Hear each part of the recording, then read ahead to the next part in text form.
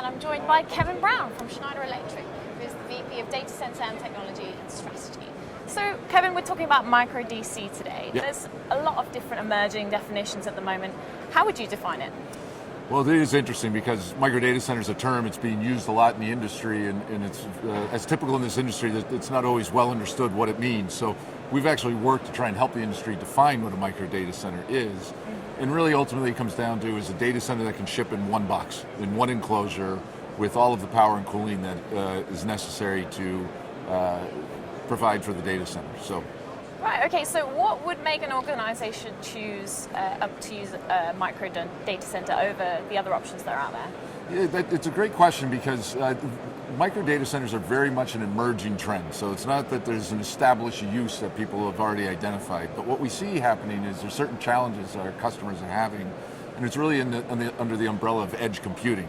And that as we have the Internet of Things and as we have more data coming on, to the network, trying to manage that and deal with that becomes really quite unique depending on the application they're running. So what's happening is that we're seeing people looking for data centers, what I call application specific. They have a certain application, they want to be able to run it, and they want to be able to do it in a way that's very cost effective and secure and easy to deploy. Well, they always want to do that. But of course, that's so true. It's going to have to fit in that way. So over the last 6 months, we've seen the Internet of Things really emerging from just hype. There's been a lot of talk over the past few years. It's coming over to reality now as a lot of use cases are being implemented. It's exciting, but how do you think they're prepared for the tsunami of data that's really going to come with that?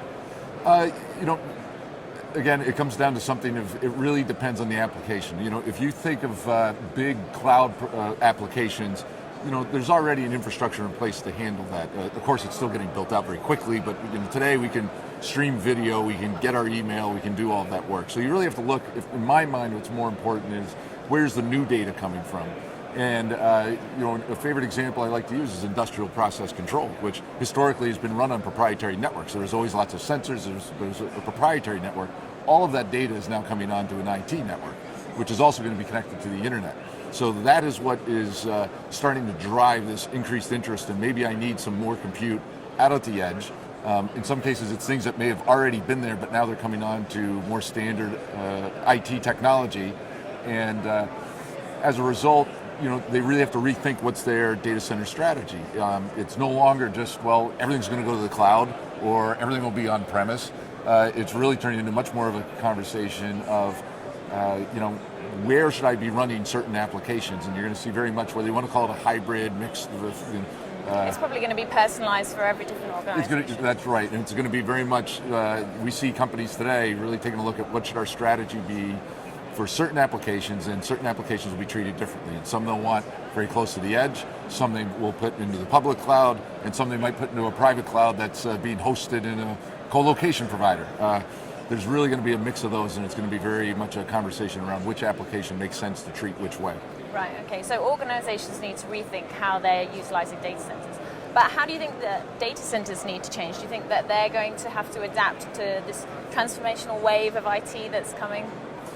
Well, data centers always need to adapt to the transformational wave of IT, but what's really interesting here is that we're starting to see a standardization or commoditization of the IT a little bit, whether it's converged IT, whatever term you want to use, but that's also starting to very much blur the lines between the IT and physical infrastructure. So the good news in all of this is we're going to be able to start designing data centers that the application is going to determine what's the IT that I need. Once I understand the IT, I can design a data center that's going to fit exactly the requirements of that.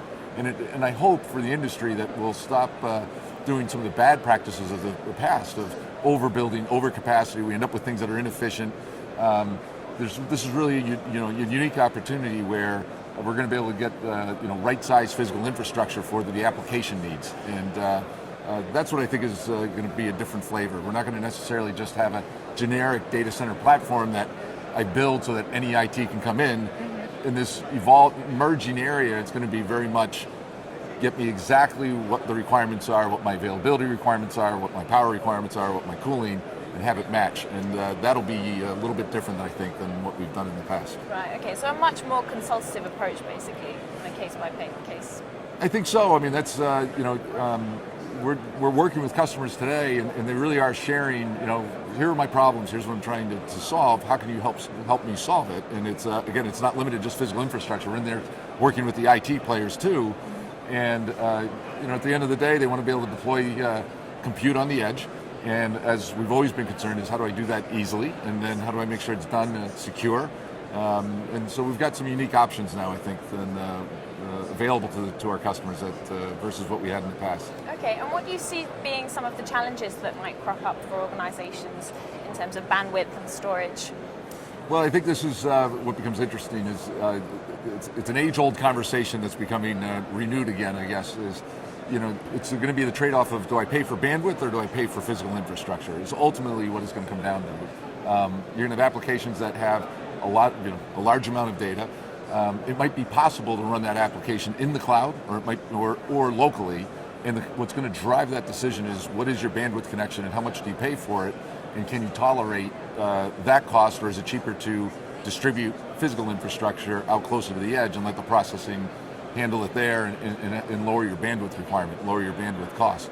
So that conversation's always been there, but I think it's going to be more prevalent and talked about more broadly as you have this large amount of data coming on as we bring all our sensors onto the Internet of Things. It's going to be quite interesting, I think, how that plays out.